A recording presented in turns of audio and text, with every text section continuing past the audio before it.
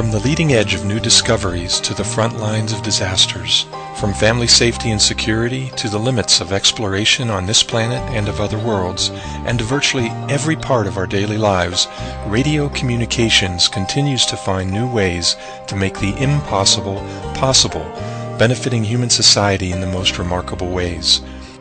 Amateur radio, also called HamRadio, opens a door making it easy for anyone to learn, use, and discover the power and possibilities of radio communications. Just for example, amateur radio can provide the ability to experiment, design, and build on the latest communication technologies, or simply a way to meet and enjoy new friends. It can connect people in your region, around the world, and across cultures, establishing international goodwill, or can simply be used to provide safety and security for individuals and families wherever they live or wherever they may travel. Amateur radio can also be used as a powerful educational tool in schools and other programs to stimulate the interest and imagination of younger and older minds alike.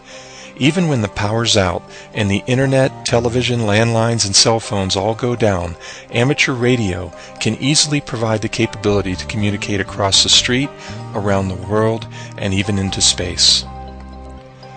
Throughout history, people have always had a passion for communicating and finding better ways to do it. In the beginning, man resorted to shouting to make himself heard beyond his immediate surroundings. Then as now, the human voice could only carry so far. But later, when people learned to master fire, they used signal fires, placing them on hilltops or other clearly visible landmarks. In ancient America, Europe, and China, signal fires were used to quickly communicate important messages across greater distances.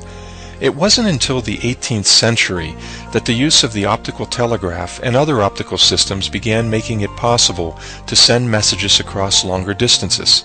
The average distance between optical stations was typically only 10 kilometers, but it could be up to 3 times that across the water. At the end of the 19th century, Italian inventor Guglielmo Marconi invented wireless signaling, and in 1901 he managed to transmit a Morse-coded signal nearly 3,000 kilometers across the Atlantic Ocean from Cornwall, England to Newfoundland, Canada. It was at this point in history that radio communications was born, and since then scientists and inventors have built on this understanding to develop an amazing array of technologies that have benefited us all. I would challenge you to think about all the ways that radio frequency technology benefits our world. At the end of this video, we'll provide many more examples, but here are just a few applications where radio technology is used today in our lives. Radio technology allows amateur radio operators to communicate anywhere in the world, and even into space, without depending on complicated communication networks or infrastructure-dependent systems. And it makes possible virtually all of our entertainment systems that we use and enjoy today, both inside and outside of our homes. Public service organizations throughout the world also depend on radio technologies as a critical part of their systems that provide services to their communities and to save lives. And within the medical industry, radio devices help to save lives, reduce suffering, and improve patients' everyday lives. Radio technology is also used to detect and warn us of all types of dangers and disasters, providing early warning and protection for people throughout the world. And it provides a very accurate and secure way to identify people and objects, and to detect many different types of safety and security risks. On air, land, and sea, radio technology makes it possible for us to easily navigate our world, and all of our mobile phones, satellite systems, wireless computers, and networks are made possible by its use. Radio frequency technology has also become an increasingly essential element in many areas of advanced research and development, opening new doorways to many exciting new discoveries that are reshaping our world. And it provides very high levels of convenience and ease of use in many parts of our individual lives. We even find radio technology being used under the earth for many interesting and challenging applications that would otherwise not be possible. And far above, in orbit around the Earth, it is being used in many creative ways to watch our planet, protecting and providing many benefits for human society. Radio technology even makes it possible for us to learn about other worlds. For example, it has been used to survey and study many different planets, and it is now being used on the surface of Mars to explore the planet, to remotely control the Mars rovers, and to communicate with the Earth. Radio technology also makes it possible for systems like the Hubble telescope to operate outside of the Earth's atmosphere and teach us about the deepest reaches of our universe by enabling communications, remote control, and the transmission of images to Earth. And at about the time that this video is being published, at more than 18 billion kilometers from Earth, something remarkable is happening. The Voyager 1 spacecraft, launched in 1977, is now passing through the heliosheath. Voyager 1 is now the furthest man-made object from Earth, and it is continuing quickly on its journey to soon enter interstellar space. And on board, its 23-watt radio system continues to communicate, sending us new scientific information and teaching us about its surroundings. As you can see, from our homes and schools, in our vehicles and workplaces, under the Earth, above the Earth, and into the far reaches of space, you will find the use of radio communications technology everywhere. It's hard to imagine our world today if all of these capabilities were to simply disappear. Yet the use of radio is relatively new and young to human society, just slightly more than 100 years old. But more than any other communications method or technology, in this short amount of time, it has changed our world and understanding of the universe in an amazing way, and it's really only the beginning. As communications technology continues to evolve at an unprecedented rate, we will evolve with it. And all of this is made possible by that invisible natural resource we call the electromagnetic spectrum. The electromagnetic spectrum is a term used to describe all possible frequencies of electromagnetic radiation. Everything emits radiation, but only at certain frequencies. From radio waves to gamma rays, most of this radiation in the universe is in fact invisible to us. The propagation of these waves, consisting of alternating electric and magnetic fields, is not much different than waves crossing an ocean. Like all waves, they have a frequency measured in hertz, which counts the number of waves that pass by a point in 1 second. They also have a wavelength that measures the distance from the peak of one wave to the peak of the next. Different frequencies in the electromagnetic spectrum are better suited, due to different physical phenomena, for different applications. However, they are all fundamentally the same. Radio waves, the lowest frequency in the spectrum, are no exception and range from 3 kHz to 300 GHz. This includes the frequencies just above human hearing all the way up into extremely high microwave frequencies. Many radio waves can be broadcast at the same time. As long as they are transmitted on different frequencies, none of them will interfere with the others. Amateur radio operators are granted the permission by most nations of the world to use and experiment with specific frequency bands that are spread out across most of this radio frequency spectrum. So why amateur radio? Well, some people are attracted by the ability to communicate across the country, around the world, or even with astronauts on space missions. Many volunteer their time, equipment, and knowledge to prepare and provide support to their communities in times of disaster. Others build and experiment with electronics. Computer hobbyists find packet radio to be a low-cost way to expand their ability to communicate. Those with a competitive streak enjoy DX contests, where the object is to see how many distant locations they can contact.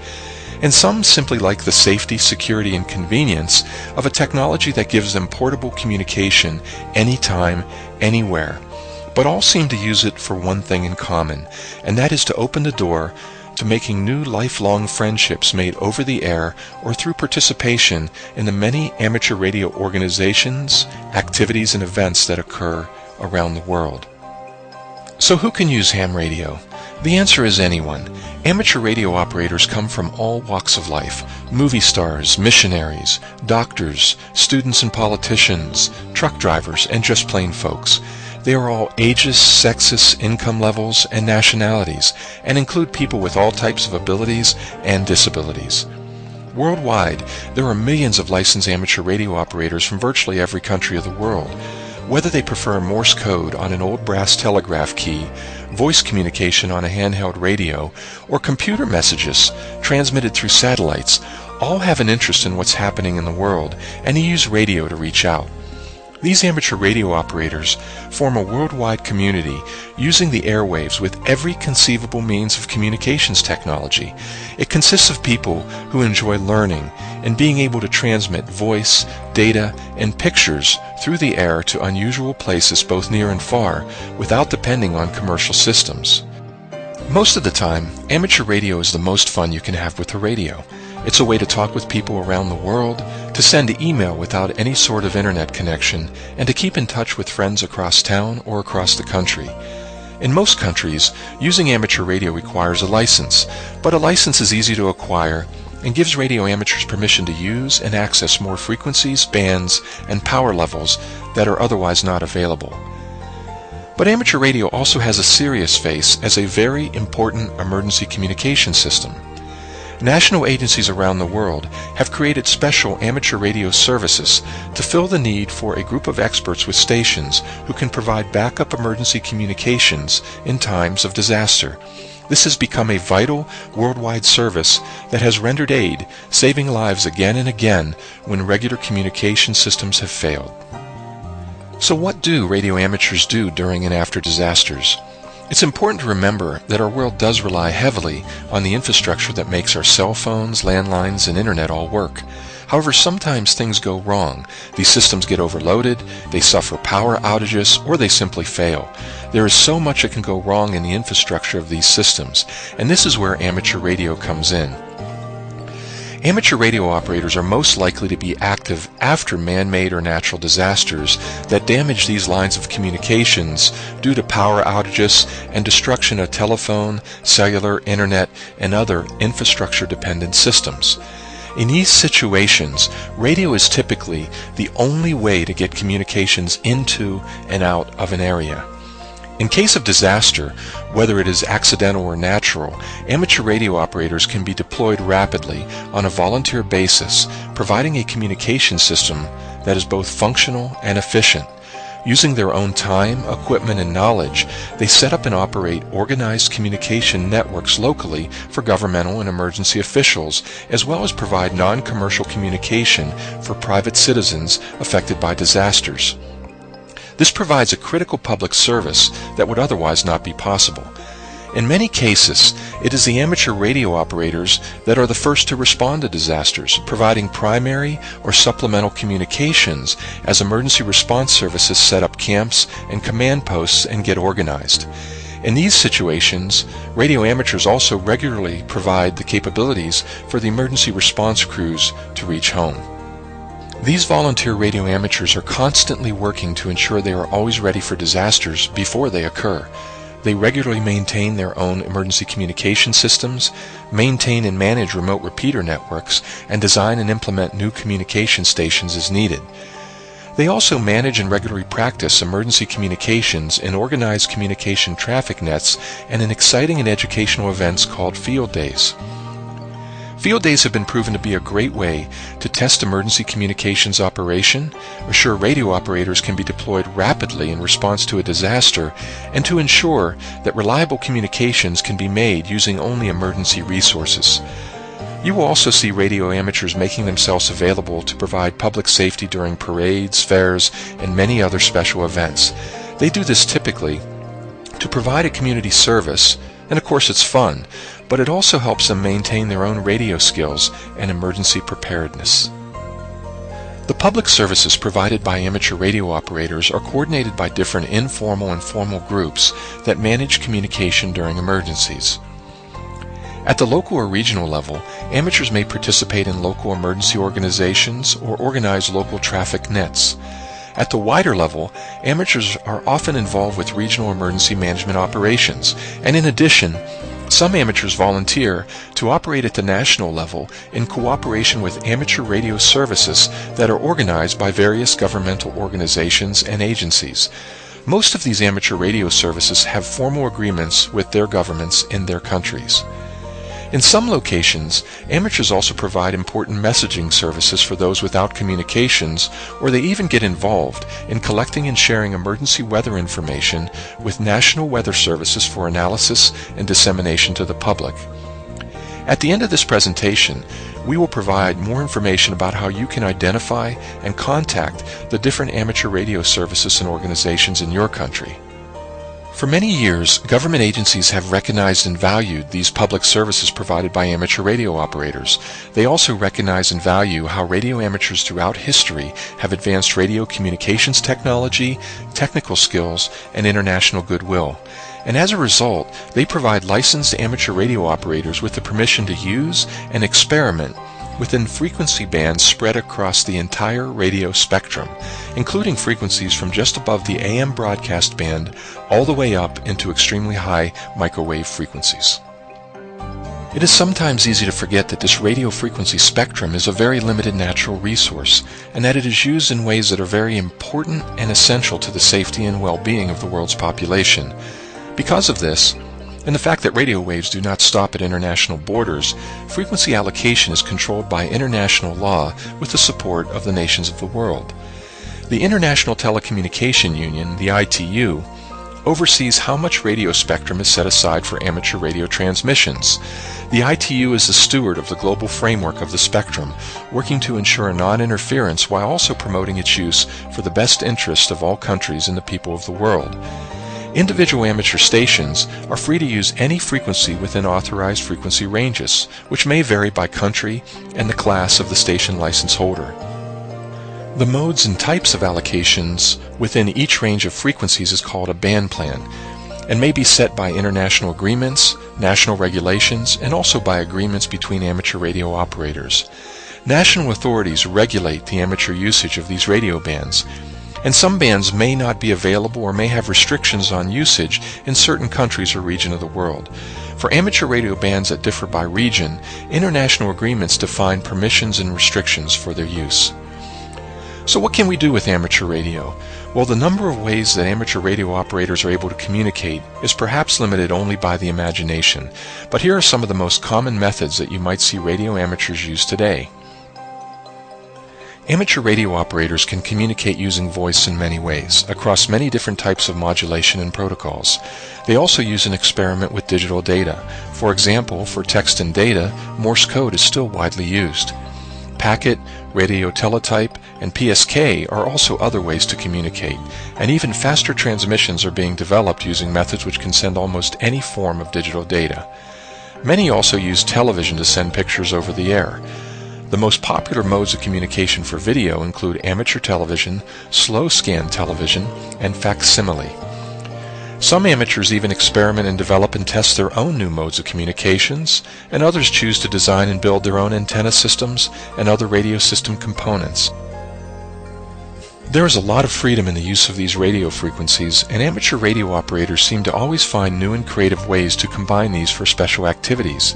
A few examples include long-range radio remote control, which might include controlling model planes, boats, cars, helicopters, trucks, and tanks over great distances. Earth-Moon-Earth communications, also known as moon bounce, which is a radio communication technique that reflects signals off the moon to reach distant Earth-based receivers. Internet relay linking, which is a project that links amateur radio stations around the world using voice over internet, establishing a system using both radio and internet links for communications. Low transmitter power, or QRP, an activity that challenges operators to transmit at the lowest possible power levels while also aiming to maximize one's effective range. The launching of high-altitude repeaters in observatories, typically using balloons to lift amateur radio equipment of all types high into the atmosphere for many different types of uses and experiments.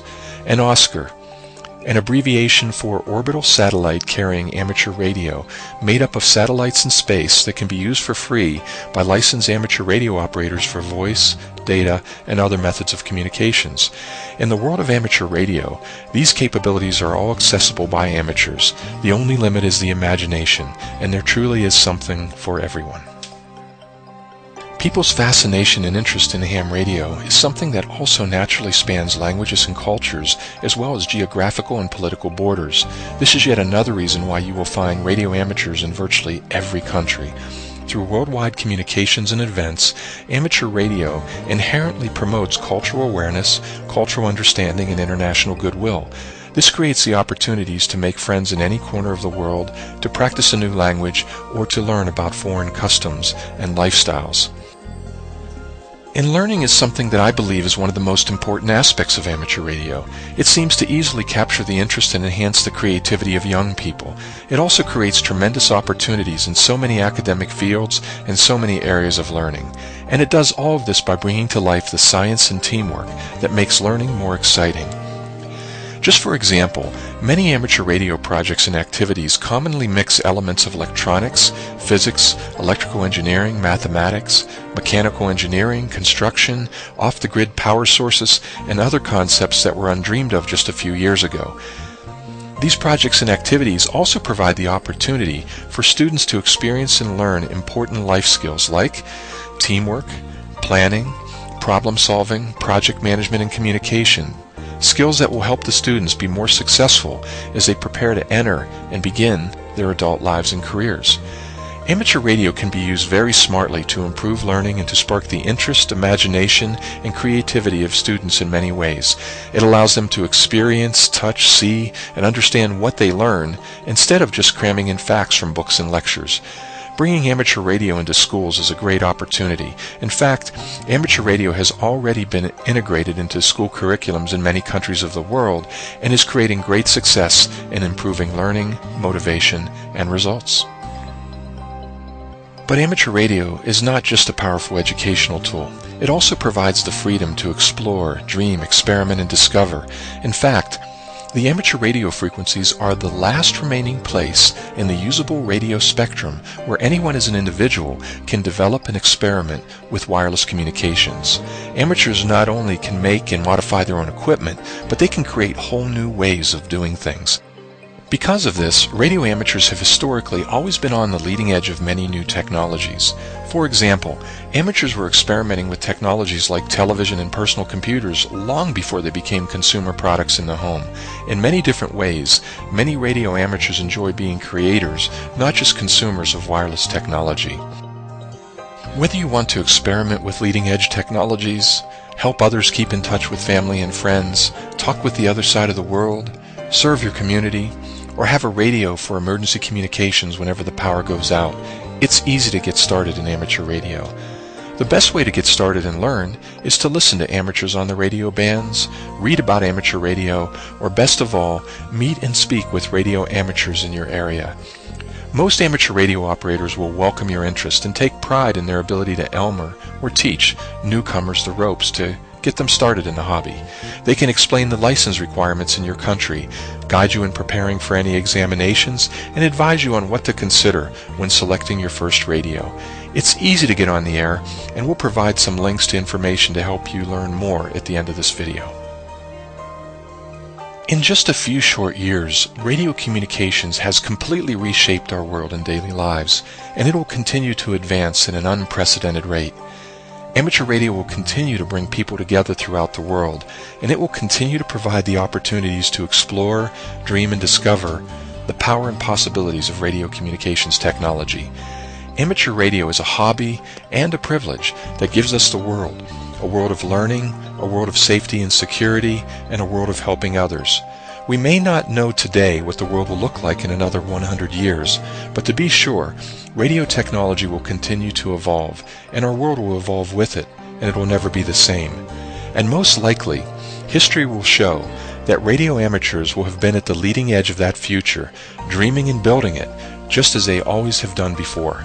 Thank you for listening, and I hope you decide to tune in and explore the world of amateur radio to see what it can offer for you, your friends, and your family. 73.